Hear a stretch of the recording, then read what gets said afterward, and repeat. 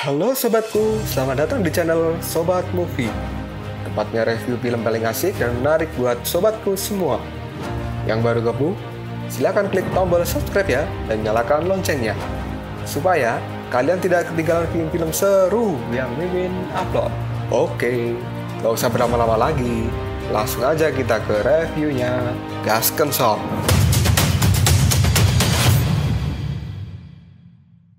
Hey, oke, sobatku terkeren, terkecil, terbaik, tersemuanya. Kita masih bersama Sobat Movie, channel alur cerita terasik sepanjang masa.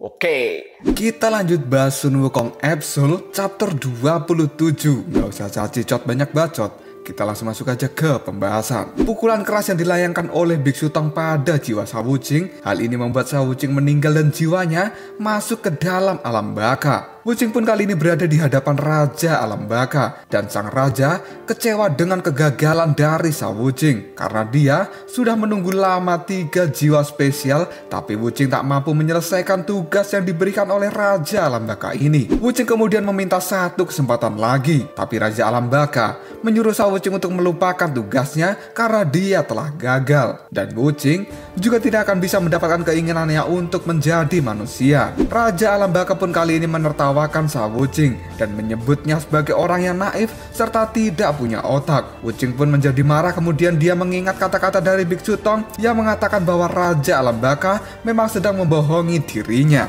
Raja Alam Baka kemudian mengeluarkan senjata kait dan dia menusukkan senjata itu pada Sawuching. Sang Raja Alam Baka, dia berkata bahwa dia bisa melakukan apa saja di tempat ini. Dan sekarang Raja Alam Baka pun melempar jiwa Sawuching ke dalam gerobak miliknya dan membawanya pergi. Sambil berjalan, dia berkata bahwa jiwa Sawuching ini akan dibawa ke tempat khusus karena mereka sudah saling kenal. Kita berpindah ke tempat Biksu Tong. Subaji kali ini terlihat sedang mengorek pasir dan dia berhasil menemukan serpihan topeng dari Sawuching yang hancur oleh pukulan Biksu Tong. Subaji pun kemudian berlari membawa serpihan itu dan dikumpulkan di depan sang biksu. Wukong pun juga mengatakan bahwa dia juga menemukan 10 buah serpihan dan biksu pun menyuruhnya untuk segera mengumpulkan serpihan itu. Dan kini mereka bertiga pun memandangi serpihan topeng dari Sawuching yang sudah terkumpul.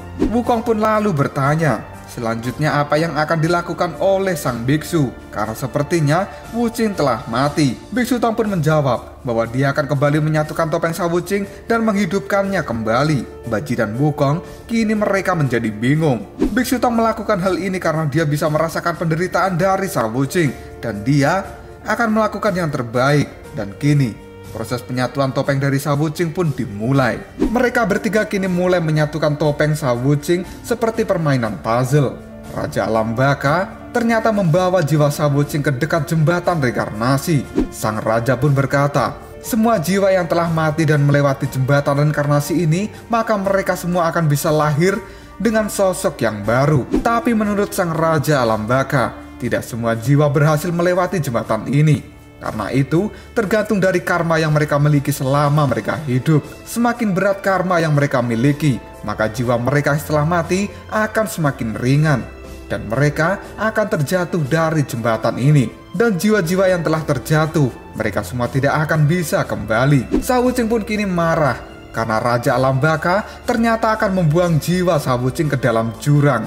Saat Raja Alam Baka menumpahkan jiwa-jiwa yang ada di gerobaknya, dia pun kini kaget karena ternyata jiwa Sawuching telah menghilang. Sang raja pun berteriak, siapa yang telah mencuri jiwa iblis pasir merah? Ternyata itu adalah ulah Biksu Tong yang sekarang telah berhasil menyatukan topeng dari Sawuching. Topeng Sawuching yang telah bersatu kini tetap tidak ada respon.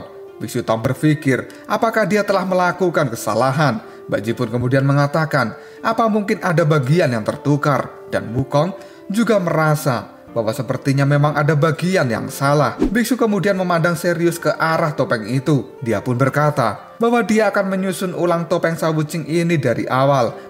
Tiba-tiba saja Subaji pun kini kaget karena topeng Sawuching mulai bergerak. Dan kini topeng Sawuching pun telah hidup dan mulai mengumpulkan tubuh pasirnya. Wuching pun kali ini berdiri di depan Biksu Tong dan bertanya, apakah dia yang telah menghidupkan dirinya? Sang biksu pun menjawab iya dan lalu bertanya, bagaimana rasanya telah hidup kembali? Wuching lalu memegangi topengnya. Dia merasa bahwa topengnya telah berubah. Lalu dia bertanya pada sang biksu, apakah sang biksu telah mengacaukan tatanan dari topeng Shawujing ini. Biksu pun menjawab, jika kamu tidak puas dengan wajah barumu, maka aku akan menghancurnya lagi dan menyusunnya ulang. Dan kini Shawujing langsung bersujud di hadapan Biksu Tong. Dia pun memohon agar dia diangkat menjadi seorang murid, karena dia ingin bertobat dan menjadi orang yang lebih baik. Biksu pun menerima Shawujing sebagai muridnya, dan biksu kini memperkenalkan Sun Wukong serta Subaji. Selanjutnya mereka adalah kakak pertama dan juga kakak kedua bagi Shawujing. Tim Biksu Tong pun kali ini melanjutkan perjalanan dan akan masuk ke hutan monster. Para monster kali ini menjadi heboh karena Biksu Tong akan melewati tempat ini dan pergi ke barat untuk mengambil kitab api abadi. Para monster pun saling berbisik bahwa jika mereka bisa memakan daging dari Biksu Tong, maka kekuatan mereka akan setara dengan berlatih selama 500 tahun. Raja Siluman Tanduk Satu kemudian menyuruh rakyatnya untuk menangkap Biksu Tong. Siluman Kelabang pun juga tidak mau kalah bersaing dengan para siluman yang lain, karena dia juga tertarik dengan Biksu Tong dan para muridnya. Monster hijau pun yang sedang makan siang, mereka ternyata juga tertarik dengan daging Biksu Tong, dan anaknya kini merengek untuk segera ditangkapkan Biksu Tong karena dia ingin segera memakan daging Biksu Tong itu. Tapi tiba-tiba saja ayah dari monster hijau itu memegang kepala dari anaknya dan kemudian mematahkan kepala itu karena dia sangat berisik. Sang istri pun kini menjadi marah karena suaminya telah terlalu sering mematahkan kepala dari anaknya, sehingga sang istri harus menjahit ulang kepala itu. Sang anak kemudian merengek kepada ibunya. Dia memohon agar kepalanya dijahitkan kembali. Ibu dari monster hijau, dia pun langsung memeluk kepala anaknya. Sang ayah pun lalu mengatakan bahwa ini pasti akan menjadi persaingan yang ketat di seluruh jalan monster. Dan kini terlihatlah seseorang telah memberikan emas kepada monster kelelawar, yang ternyata itu adalah Putri Tengkorak Putih yang sedang mencari info tentang Biksu Tong. Setelah menerima info dari monster kelelawar, Putri Tengkorak Putih pun kini mengucapkan terima kasih atas info yang telah diberikan. Putri Tengkorak Putih pun lalu berkata bahwa dia akan menyampaikan info ini pada Kaisar Tengkorak. Kita berpindah ke kerajaan Kerbau. Para prajurit istana kini menyampaikan info pada sang raja bahwa Biksu Tong akan segera masuk ke hutan monster, dan monster-monster jiwa gelap mereka bersaing untuk menangkapnya. Raja Kerbau pun tidak tertarik sama sekali dengan info itu, dan dia tidak mau bersaing untuk menangkap Biksu Tong. Di tempat yang gelap gulita, Buddha Alis Kuning mendengar bahwa Sun Wukong akan kembali ke jalur monster.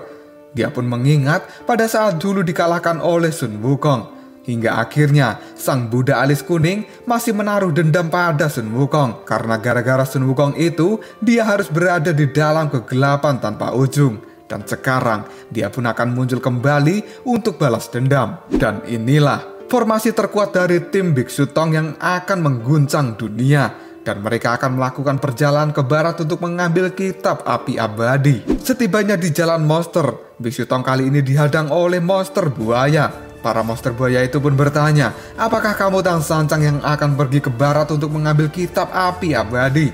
Biksu Tong pun menjawabnya bahwa itu adalah benar. Monster buaya itu pun langsung menyerbu ke arah Biksu Tong dan juga yang lainnya. Dan kali ini Biksu, Subaji, dan juga Shawujing menjadi waspada. Tapi tiba-tiba saja monster buaya itu pun terbelah begitu saja. Hal ini membuat Aosway menjadi ketakutan, dan monster buaya pun satu persatu kini tumbang. Ternyata itu adalah ulah dari Sun Wukong yang mengamuk secara brutal, dan dia akan membunuh semua monster buaya dengan pukulan tongkat Ruyi miliknya. Monster buaya yang tersisa dan masih hidup kali ini menjadi ketakutan dan mereka pun kabur. Sun Wukong lalu menoleh ke arah Biksu Tong dan yang lainnya.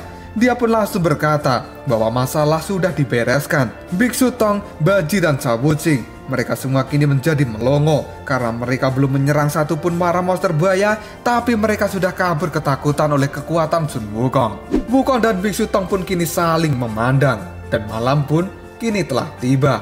Sang biksu menyuruh mereka semua untuk beristirahat di akar pohon yang besar. Kemudian Biksu Tong memanggil Sun Wukong, dan dia mulai berbicara tentang kerjasama tim. Apa yang dikatakan oleh Biksu Tong membuat Sun Wukong menjadi tersinggung karena tindakannya masih dianggap salah. Biksu Tong lalu berkata pada Sun Wukong bahwa Sun Wukong tidak salah sama sekali. Bahkan kerjanya hari ini sudah cukup bagus karena bisa membereskan masalah dengan cepat. Tapi menurut Biksu Tong, situasi seperti ini tidak boleh berlanjut cukup lama. Karena sang biksu takut, di masa depan mereka semua akan menjadi tergantung pada Sun Wukong. Dan mulai sekarang, Biksu Tong akan membuat aturan dan kode untuk semuanya, sehingga setiap orang punya tugas dan tanggung jawabnya masing-masing tentang apa yang harus dilakukan dalam perjalanan ini. Wukong kemudian merasa bahwa hal ini pasti akan sangat merepotkan, dan tiba-tiba saja seseorang pun muncul di atas mereka. Wukong, Baji, dan Wujing, mereka menjadi waspada. Orang itu pun terus mengintip mereka semua. Sun Wukong pun merasakan bahwa sepertinya dia kenal dengan orang itu, dan dia pun kini lari mengejarnya. Sun Wukong pun mempercepat langkahnya karena dia tidak mau kehilangan jejak dari orang yang telah mengawasinya. Kemudian Sun Wukong berteriak untuk berhenti. Orang itu pun langsung berhenti dan menyapa Sun Wukong. Dan ternyata dia adalah si rubah ekor 9. Sang rubah pun tersenyum ke arah Sun Wukong lalu mengatakan, "Lama tidak melihatmu, Sun Wukong, dan kamu masih saja sangat gesit seperti masa lalu." Lalu apakah yang akan terjadi selanjutnya? Apakah rubah ekor 9 ini mempunyai niat jahat atau niat baik pada tim biksu dan juga yang lainnya? Jika kalian penasaran, tunggu aja jawabannya di next video. Ngobrol Sob.